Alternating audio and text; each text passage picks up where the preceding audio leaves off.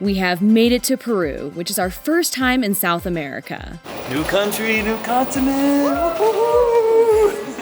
And this is a trip that has been over 4 years in the making. We were supposed to visit Peru back in 2020, but we all know what happened there. So we couldn't be more excited to finally make this trip a reality. Over the next month, we'll be visiting different towns and cities, seeing our second wonder of the world, learning Inca history, going on 2 epic multi-day hikes, and of course, trying as many local dishes as possible. And we're starting in the country's capital city of Lima.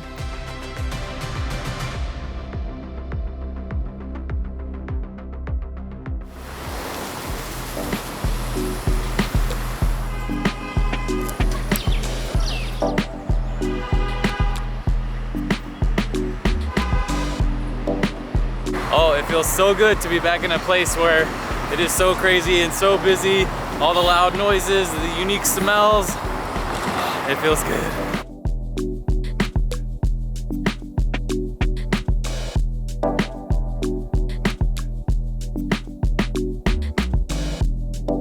So Peru is on Central Time, which is the same as Texas, so we don't have any jet lag today, but we did have a very, very, very long travel day to get here. So obviously the first stop was to get some coffee, and Lima has tons of amazing cafes, but this morning we chose to go to RAIZ Coffee, which is a tiny spot in Miraflores, and we're taking it to go because we are off to meet some furry friends.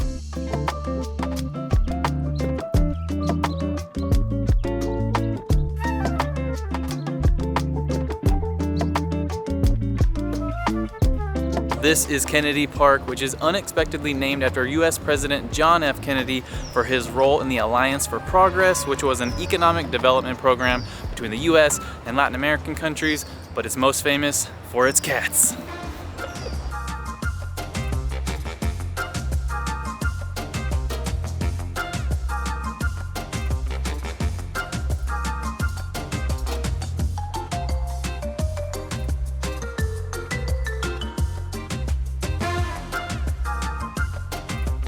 Over 20 years ago, a couple cats were introduced by some priests from a nearby church for plague control, and today, dozens of cats call this park home.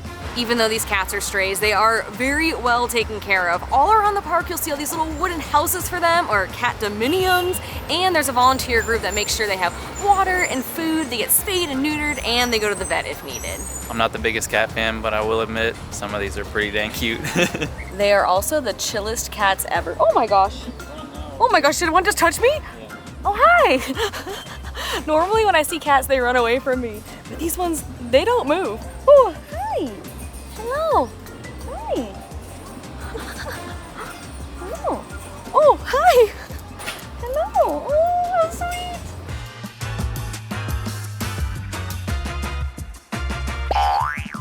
Everywhere you go in this general area, you find more and more cats.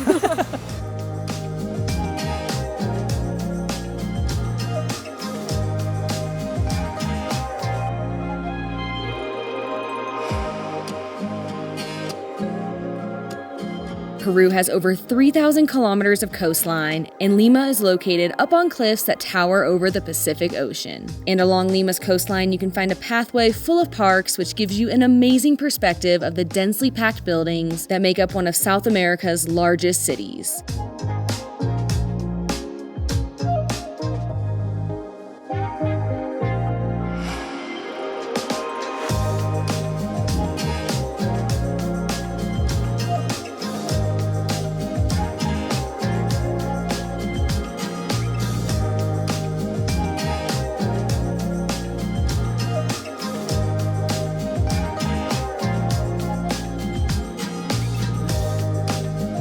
So not only is it our first time in South America, but it is my first time in the Southern Hemisphere, and we're here mid-September, which is the end of summer in the US, but here it is still the winter. It's just wild to think about how we're in a completely opposite season. And as you may notice, it is pretty gray and gloomy and foggy here, and that's actually very, very common this time of year here in Lima. In fact, the city is actually nicknamed La Gris, but even so, It is so beautiful. I just love all the parks. There's so many parks around town and so much green, so many different types of trees, and then you have the ocean. I think this is one of the most beautiful settings for a city. You have this massive metropolis of 11 million people that butts right up to these super tall cliffs that drop straight down a picturesque highway that runs right along the water. And there's tons of surfers out there. It makes me want to go catch some, or attempt to catch some waves. I wouldn't be catching many, but it looks like a lot of fun.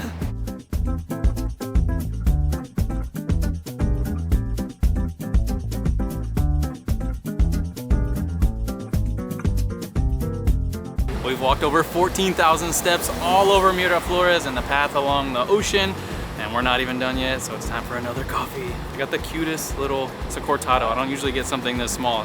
The cup is so cute. It said best on the menu, so I had to get it, and yeah, it is super good. I also saw this cute little pastry right in the glass there calling my name, so I had to get it. You got all the cute things. Yeah. You got all the mini it's things. The same size as my coffee.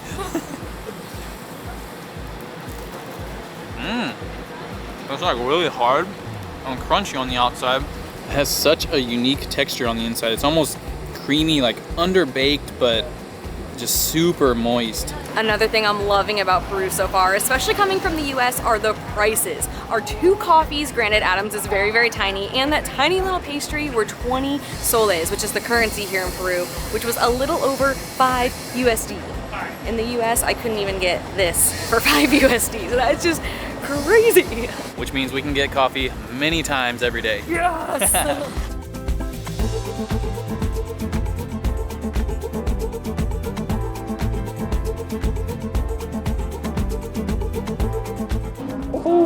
We're gonna do a big Peruvian food tour in our next video, so we're gonna save a bunch of the classics until then, but we couldn't resist trying one food item today, pan con chicharrón. This is typically a breakfast item and consists of pork, slices of sweet potato, and salsa criolla, which is a Peruvian red onion salsa. You can get this sandwich all over town, but we heard that El Chinito had one of the best. Yeah. I love this sandwich. It's like you're biting into huge pieces of pork belly or bacon, and then you get some heartiness from the sweet potato. The bread is so crispy and flaky, and then I really love the salsa criolla. It just adds that perfect burst of freshness and tanginess to it and a little bit of a crunch. I don't love onions, so I'm gonna skip the salsa criolla and add this sauce that they put on the table instead. No idea what the sauce is. Looks so good. Oh my gosh, this pork is dripping with juices.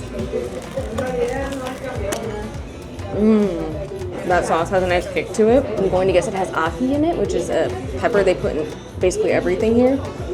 Wow, perfectly sweet and spicy at the same time. Not a bad first meal in Peru.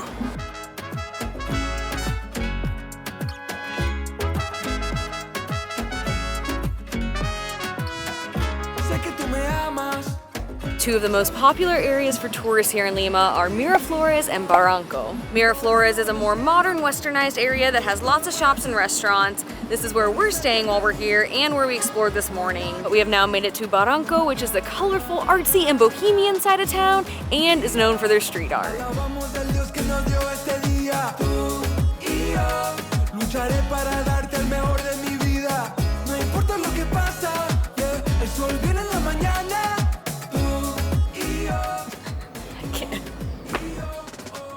Did I nail it? Crushed it.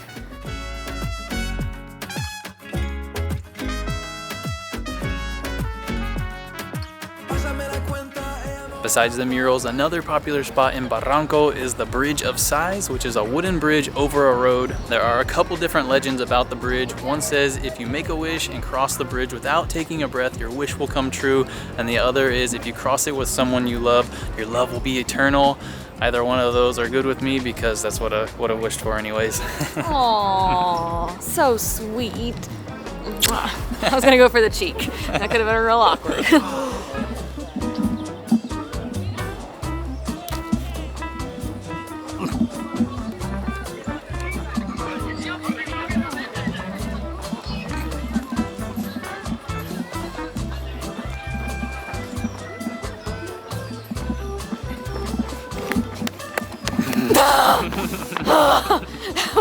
It's not that long of a bridge.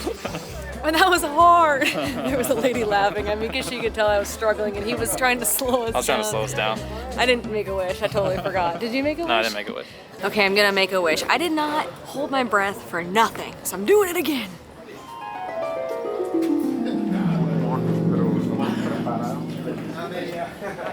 Okay. Long wish. I have a lot of things to wish for. Okay.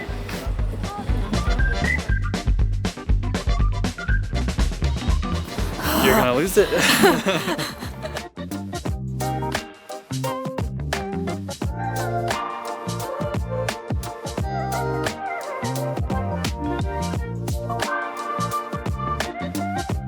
So it wouldn't be us if we did not find a local spot for gelato here in Lima. We came to Blue Gelateria, which has a mix of Peruvian flavors as well as the traditional ones, but we kept it kind of boring and we just got the traditional ones. We both got pistachio, and then I got salted caramel, and then Adam got coconut. We've had a lot of gelato, so when we walk into a gelato shop, we can tell instantly if they know what they're doing, and I can tell they know what they're doing here.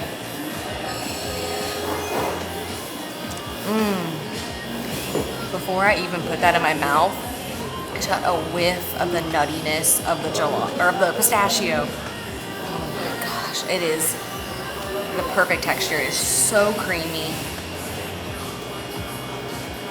Oh man, that pistachio one, man, is really flavorful. So lots of little bits of pistachio in there. Are we in Italy or are we in Peru?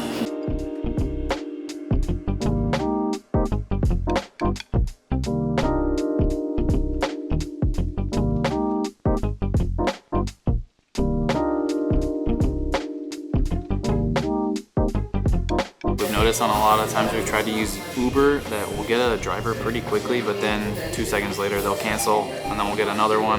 We're like, all right, they'll be here in a couple minutes. Oh, they canceled again. Oh, we got one now. This is our third one. I think this one's gonna stick. This one's hung around longer than any of the others.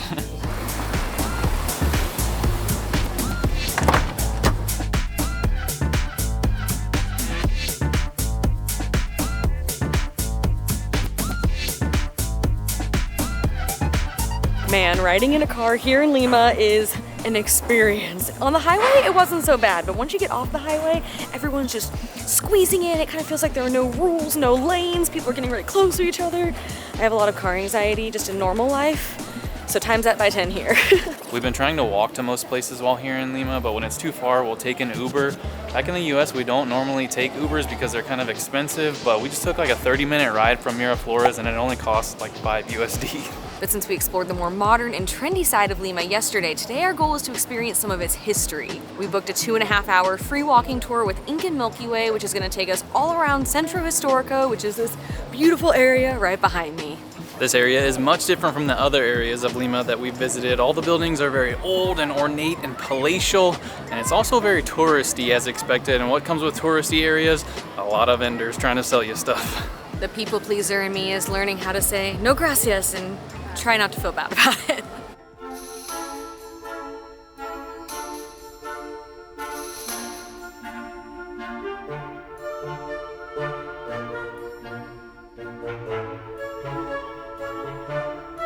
Lima was founded on January 18th, 1535 by Spanish conquistador Francisco Pizarro.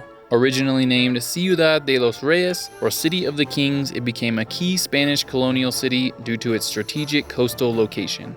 It was crucial in Peru's fight for independence, achieved in 1821, and over time, Lima evolved into a major economic and cultural center in Latin America. Today, it is the 5th largest city in South America with 11 million residents. As we explored Centro Historico, we got to see the influence the Spanish played on the city's architecture. We saw different churches, tons of yellow and pink buildings, and the city's signature closed box balconies, which are a common design element that you can see all over town. Plus, after the tour, we headed to the Museo Convento San Francisco y Catacumbas, which unfortunately does not allow photos, except in one area.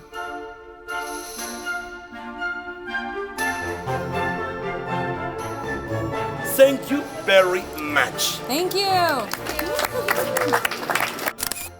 That was an incredible tour. After over 2 hours of a tour, we are a bit on information overload. My brain hurts. You don't just learn just about the Centro Historico, you learn a brief history about Peru, the food, about the architecture, and a lot of other things. Yeah, we learned so much. We've never done one of these free walking tours before. I don't think we've ever done like a city walking tour before. We've always wanted to, and I'm so glad we did. Our guide Jorge was amazing. He was so engaging. Very nice. He was funny. It was just fun to listen to him. And I do want to say, although it's a free walking tour, you are expected to give a tip at the end. They suggest at least 50 soles a person, but it's kind of up to you how much you want to give. So it's not totally free, but it is totally worth it.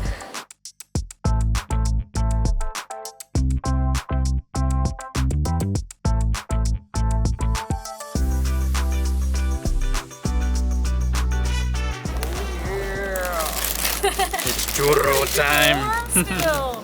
Oh my gosh, it looks so good. Churros are very popular here in Lima, so we obviously had to get some. We went to Churros San Francisco, which is super popular. We walked up and there was a massive line to get in, but it was super quick, and we got 2 churros. One is manjar blanco, which is caramel, and the other is... Like a pastry cream. Adam says it's a pastry cream. That's not what it's called on the menu though, so we'll put the name on the screen. Crema pastelera. Crema pastelera. I think it kind of looks like there's some caramel coming out of this one. These churros are so interesting because normally the churros we've had in the past, they kind of have almost like little columns, and they're kind of flaky looking and have a lot of sugar on them. But these kind of look more like a breadstick, and then they have some sugar, but they just have a completely different texture than we're used to. Ooh, ooh. Ooh, look at it. Oh man, this is so doughy. Wow. That is so much more dense than a regular churro. That's so good. Some parts of it are so thin and crispy, while other parts are pillowy. I like that there's not a ton of sugar on the outside because it does balance out with the sweetness on the inside too. I think I might like this one even better. You think so? I like this one better. I don't know. That's good, because then you can eat this one and I'll eat this one.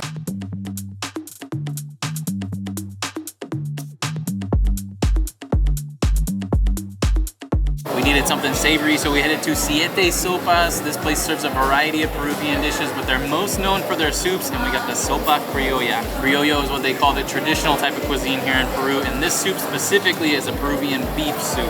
It has a broth made with ají panca, a popular Peruvian chili, plus beef, noodles, some cheese, and an egg. That is so good. The broth is like a more, it looks thin, but it feels like a thicker, like creamier broth. And you can see like lots of the oil hanging out on the top of it. And it's not super spicy, it's just very savory, pretty salty, and it's a really good, like a feel-good broth. Oh, that is so good. That is different from any soup I've ever had. It almost tastes like queso in soup form to me. With the peppers in there and kind of the cheesy flavor and the creaminess of it.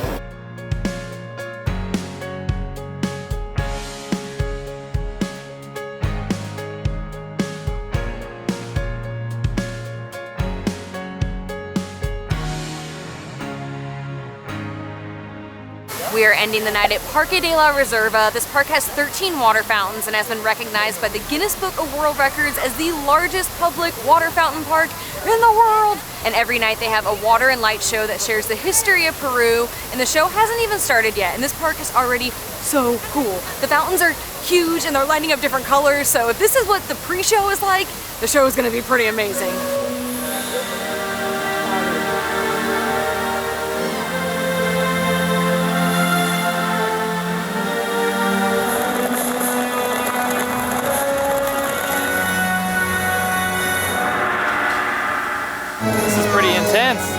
I'm not really sure what half of this means, but it is really cool.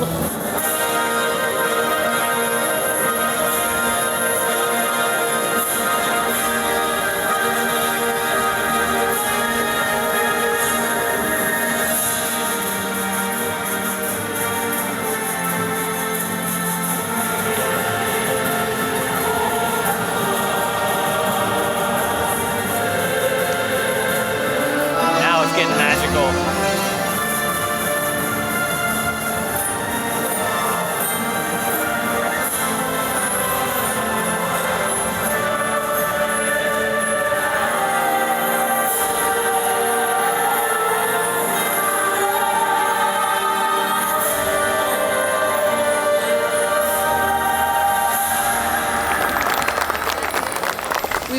what to expect from Lima, but we have really enjoyed our time in the city so far. We love all the colorful buildings and the ocean. All the food we've tried so far has been delicious. And one thing that's really stood out to us are the people. Everyone's been very kind and, more importantly, patient with us as we fumbled our way through trying to communicate in Spanish. Traveling abroad is a lot of fun and very exhilarating for us. It's just everything has like a little extra challenge to it. Getting around, overcoming the language barrier, just everything is just a little different. And to be honest, it is a little overwhelming at times, but that's kind of what we like about it, that it just kind of pushes us out of our comfort zone a bit. And our time here it's been such a positive experience so far. There have been moments that have been a little difficult just trying to figure out what to do, but it makes it more rewarding when you can figure it out. Yeah. But our time in Lima is not over quite yet. In our next video, we are going on a huge food tour to try some foods that you may have heard of, plus some that you may not have heard of. My belly is ready.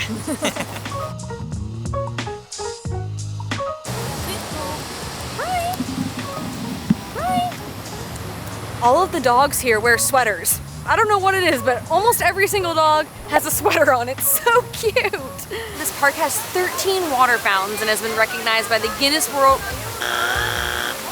of World Records. And has been recognized by the Guinness Book. What is it called? Guinness Book. Guinness Book.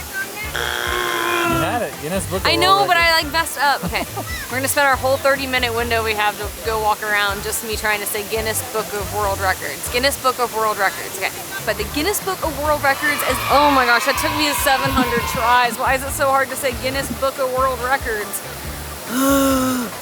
I used to get for Christmas every year the newest Guinness Book of World Records, like the big book. I can't wait for next year's episode to get or next year's edition to have her in it for the longest, most takes for one This is my crown scene. because I'm a winner. 75 tries to say 3 words.